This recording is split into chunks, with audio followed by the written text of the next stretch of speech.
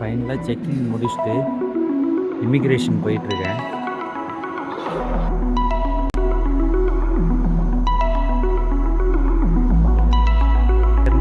இந்த நாட்டு காசு நம்ம நாட்டுக்குள்ளே எடுத்துகிட்டு போகக்கூடாதாம்மா. இந்த பணத்தை எடுத்துகிட்டு போகக்கூடாதுன்னு 2 வாட்டி ஸ்ட்ரிக்டாக சொல்லிட்டாங்க.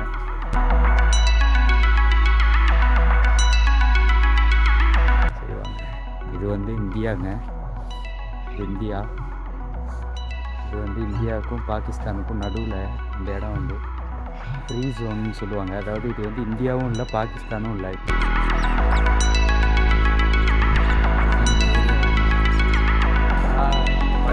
பாகிஸ்தான்